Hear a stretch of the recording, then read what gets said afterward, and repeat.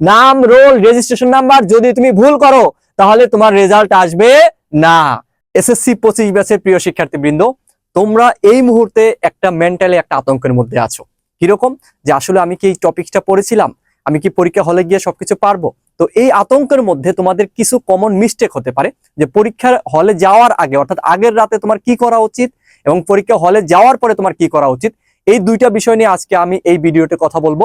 তোমরা অবশ্যই পুরো ভিডিওটা দেখবা, তাহলে তোমাদের যে মনের মধ্যে যে একটু হালকা আতঙ্ক আছে এবং পরীক্ষা হলে যাওয়ার আগে এবং পরীক্ষার হলে যাওয়ার পরে তোমার যাতে কোনো ভুল না হয় সেজন্য এই ভিডিওটা করা। আমি তোমাদেরকে কথা দিয়েছিলাম যে আমি পরীক্ষার আগের রাতে এবং পরীক্ষা হলে যাওয়ার পরে তোমার কি করণীয় সেই বিষয়ের উপর ক্লাস নিব বা ভিডিও বানাবো। তো তোমাদের কথা দেওয়ার কারণে আমি এই ভিডিওটি বানাচ্ছি। আশা করি তোমাদের সবার কাজে লাগবে এবং তোমরা অবশ্যই এই ভিডিওটা নিজে তো দেখবাই, পাশাপাশি তোমার যত ফ্রেন্ড সার্কেল আছে সবাইকে দেখার ব্যবস্থা করে দেবা। এজন্য একটু কষ্ট করে কি করতে হবে, শেয়ার করতে হবে এবং তোমার ফ্রেন্ড সার্কেল সবাইকে মেনশন করতে হবে। তো চলো দেখে আসি আমাদের পরীক্ষার আগের রাতের করণীয় কি কি।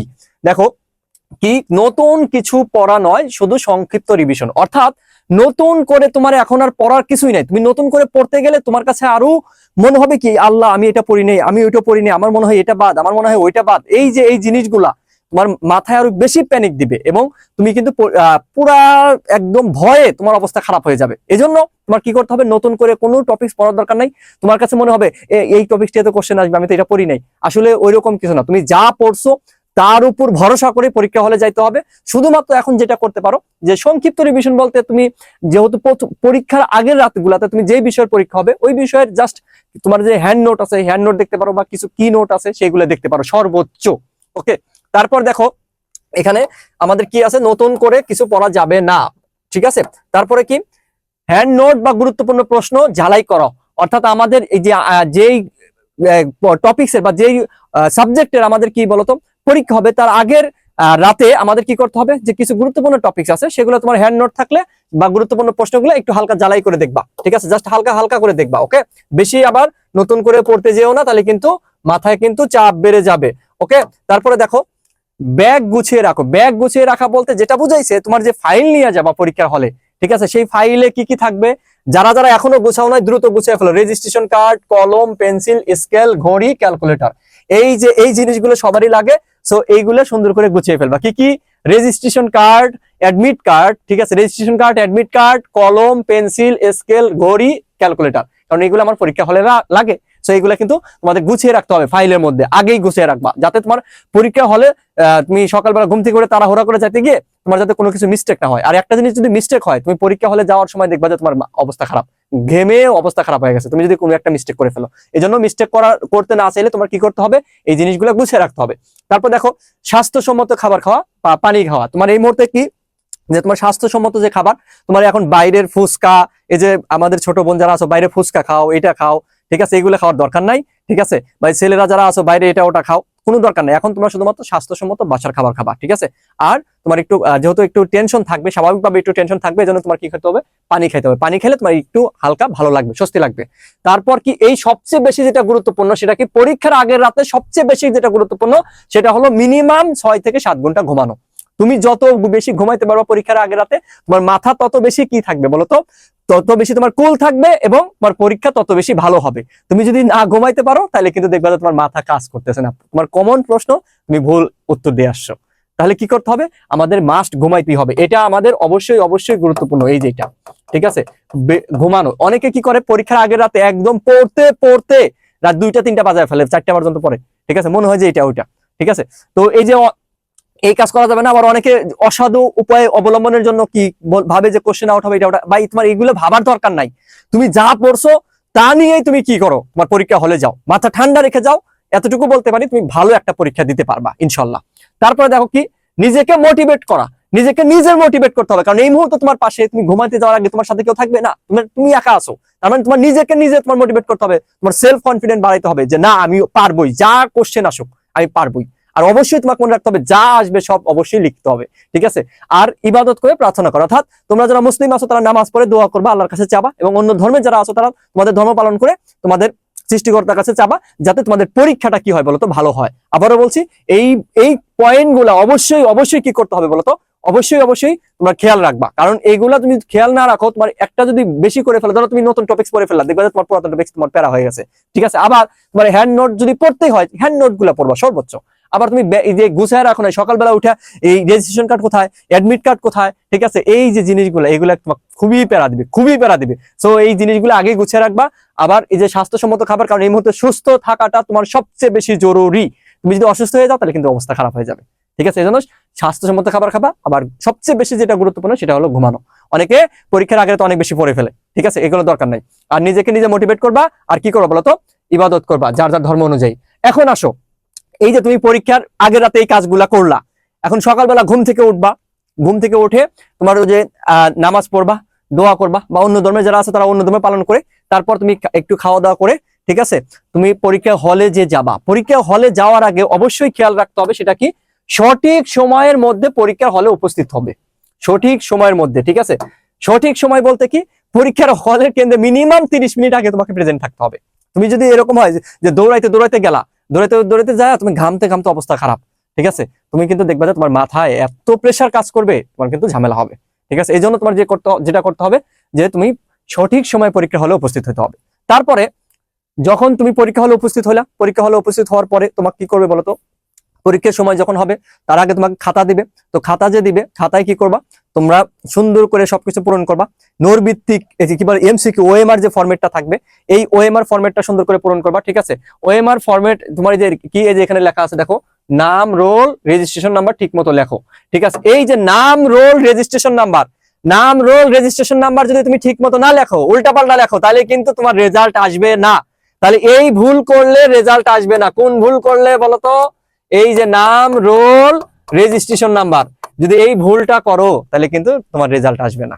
তাহলে কি করতে হবে, অবশ্যই একদম সুন্দর করে, ঠিক আছে, প্রথমে কি করবা, ওএমআর শিটের উপর তুমি যেরকম ফোঁটা দিবা, ফোঁটা দিয়ে দিয়ে ওইটার নিচে একদম আঙ্গুল দিয়ে ধরে ধরে কি করবা, বৃত্ত পূরণ করবা, ঠিক আছে। এটা কিন্তু অবশ্যই খেয়াল রাখবা। আবারও বলছি, এইটা যদি তোমার ভুল হয় তাহলে কিন্তু তোমার রেজাল্ট আসবে না। তাহলে এটা খুবই গুরুত্বপূর্ণ। দেন তোমাকে প্রশ্ন যখন দিবে, প্রশ্ন দেওয়ার পরে তোমার কি করতে হবে বলতো, শুরু তো প্রশ্নটা ভালো করে পড়বা, ভালো করে পড়বা। আর তুমি যখন যে সাবজেক্টের পরীক্ষাটা দিতে যাবা তার আগে থেকেই তুমি তোমার টাইম ম্যানেজমেন্টটা করে আসবা। কি আসবা বলতো, টাইম ম্যানেজমেন্ট। আবারও বলছি, কি বলতো, টাইম ম্যানেজমেন্ট। হ্যাঁ, টাইম ম্যানেজমেন্ট। তোমার টাইম ম্যানেজমেন্ট তোমাকে পরীক্ষার হলে গিয়ে করলে হবে না, টাইম ম্যানেজমেন্টটা আগেই করে আসবা, যে আমি এই টাইমে এই কোশ্চেন লিখবো, প্রথম কোশ্চেনটা এত মিনিট, তারপরে কোশ্চেনটা এত মিনিট, তারপরে কোশ্চেনটা এত মিনিট, এরকম। কারণ কি, প্রথম কোশ্চেনে লিখতে সবারই একটু বেশি সময় লাগে, কারণ প্রথম কোশ্চেনটা আসলেই গুরুত্বপূর্ণ একটা খাতার জন্য। যেরকম তোমার কি বলে, মানে মানে আগে হলো কি ধর্ষণদারি, তারপরে কি তোমার আগে ধর্ষণদারি, তারপরে কি বলতো গুণ বিচারি, আগে ধর্ষণদারি তারপরে কি গুণ বিচারি, আগে ধর্ষণদারি তারপরে গুণ বিচারি। তাহলে কি করতে হবে, আগে আমাকে প্রথম যে কোশ্চেনটা সেটা কিন্তু সুন্দর করে লিখতে হবে, আর খাতায় বেশি কাটাকাটি করা যাবে না। এই জিনিসগুলো খেয়াল রাখবা। তাহলে শুরুতে প্রশ্ন ভালো করে পড়বা, যেটা পারো সেটা দিয়ে শুরু করো, ঠিক আছে। তোমার এমন না যে 1 নাম্বার দিয়েই শুরু করতে হবে, এরকম না। তুমি যে প্রশ্নটা সবচেয়ে বেশি পারো, ভালো একদম একদম শিওর শট যে তুমি সবগুলো পারো, ক খ গ ঘ, তাহলে ওইগুলা দিয়ে মানে শুরু করবা। তুমি আগেই এমন না যে তুমি একটা প্রশ্ন লিখবা তারপরে আবার কোনটা লিখবা চিন্তা করবে, এরকম না। তুমি প্রথমে দরকার হলে 5 মিনিট সময় ব্যয় করো, 5 মিনিট সময় ব্যয় করো, যে আমি 1 নাম্বার এটা লিখবো, 2 নাম্বার এটা লিখবো, 3 নাম্বার এটা লিখবো। মানে তুমি এই যে কোশ্চেনে যে অ্যান্সার করবা, এই অ্যান্সারে তোমার সিরিয়ালটা আগে করে নিবা, অ্যান্সারের সিরিয়ালটা আগে করে নিবা। কারণ কি, পরীক্ষার হলে গিয়ে কিন্তু তুমি একটা প্রশ্ন লেখার পরে পরে চিন্তা করবা কোনটা লিখবা, এটা কিন্তু তুমি সময় পাবা না। বিশেষ করে বাংলা পরীক্ষাতে, বাংলা প্রথম পথে অনেক লিখতে হয়, অনেক, ঠিক আছে। তো এই জিনিসগুলো তো একটু খেয়াল রাখতে হবে। তারপর কি, সময় ভাগ করে উত্তর দাও, এই যে সময় ভাগ করে, এইটা খুবই গুরুত্বপূর্ণ, সময় ভাগ করতে হবে। এই সময় ভাগটা কি বলতো, আমাদের আগে থেকেই প্ল্যান করতে হবে। আগের রাতেই তুমি প্ল্যান করে যাবা যে আমি এই যে ধরো 6টা সৃজনশীল লিখবো বা 7টা সৃজনশীল লিখবো বাংলায়, তাহলে আমার প্রথমটা লিখবো এত মিনিট, তারপরে এত মিনিট, তারপরে এত মিনিট, এরকম করে ভাগ করে লিখবা। ওকে, তারপর দেখো, এই যে হাতের লেখা, হাতের লেখা সুন্দর তোমার কি করতে হবে বলতো, সুন্দরভাবে তোমাকে লিখতে হবে এবং যথাসম্ভব পরিষ্কার ভাবে উপস্থাপন করতে হবে। কাটাকাটি করবা না, সাধারণত চেষ্টা করবা কাটাকাটি যাতে না হয়। আর হাতের লেখা সুন্দর করার কয়েকটা উপায় আছে, তার মধ্যে অন্যতম সহজ উপায় কি বলতো, হাতের লেখাগুলো একদম লাইন, একদম দেখো এই দেখতেছো না, এই যে এরকম, এটা কম্পিউটারে টাইপ করা বলে, দেখো না সোজা হয়েছে, চেষ্টা করবা একদম সোজা করে লেখা। আর এটা একটা, আর একটা হলো যে প্রত্যেকটা অক্ষরের সাইজ কি রাখবা, সেম রাখবা। তুমি বাঁকা করে রেখো, সোজা করে রেখো, তোমার দেখতে যেমনই হোক না কেন, তুমি যদি একদম লাইন বাই লাইন লিখতে পারো, একদম স্ট্রেট। আর একটা কি, আমাদের যে অক্ষরগুলা যদি আমাদের সমান হয়, তাহলে দেখবা তোমার হাতের লেখা এমনিতেই সুন্দর দেখাবে। তুমি বাঁকা করে লেখো আর খাড়া করে লেখো, মোটা করে লেখো, চিকন করে লেখো, যেভাবে মন চায় লেখো, যদি এই দুইটা জিনিস ফলো করো তাহলে তোমার হাতের লেখা নিশ্চিত ভালো হবে। ঠিক আছে, অনেকে কি করে এইখান থেকে লেখা শুরু করে পেজের, লিখতে লিখতে এইখানে চলে আসে, বুঝছো, এরকম অনেকে আছে। তো এরকম করা যাবে না, একদম সোজা লিখবা। তারপর দেখো প্রতিটি প্রশ্নে কিছু না কিছু লিখে এসো। এটা যারা বুঝাইছে কি, ধরো তুমি তুমি মনে করো যে তোমার এমন ভাবে হয়েছে যে তোমার কি বলে পরিচিজনশীল, তুমি সবগুলা পারো কিন্তু একটাতে একটু কম পারো বা কমন পড়ে নাই। ভাই কমন পড়ুক আর না পড়ুক, কমন পড়ুক আর না পড়ুক, এটা আমাদের স্যাররাও বলছে, তোমাদের স্যাররাও বলছে, তোমার যেখানেই পড়ো না কেন সব স্যাররা একই কথা বলছে যে ফুল অ্যান্সার করতেই হবে। কারণ বোর্ডের ওইরকম ইনস্ট্রাকশন দেওয়া থাকে, তুমি যদি মোটামুটি লিখতে পারো তাও তোমাকে কিন্তু কিছু মার্কস দিবেই। ঠিক আছে, মোটামুটি লিখতে পারলে তোমাকে কিছু মার্কস দিবেই। সো অবশ্যই ফুল অ্যান্সার করতে হবে, কোনোভাবেই বাদ দেওয়া যাবে না। আর যেটা বললাম, নাম, রোল, রেজিস্ট্রেশন নাম্বার ঠিক মতো লেখো। নাম, রোল, রেজিস্ট্রেশন নাম্বার যদি তুমি ভুল করো তাহলে তোমার রেজাল্ট আসবে না। তাহলে এই জিনিসটা আমাদের ঠিক মতো লিখতে হবে, অবশ্যই ঠিক মতো লিখতে হবে। ওকে, তারপর দেখো নকল করো না, আত্মবিশ্বাস। নকল, এই যে নকল, নকল করার কোনো দরকার নাই, তুমি যা পারো তাই দাও। নকল করে অনেক বড় বেশি ভালো রেজাল্ট করে কোনো লাভ নাই। কারণ কি, তুমি এই যে নকল করে ভালো রেজাল্ট করলে তখন তুমি ভবিষ্যতে কি করবে বলো?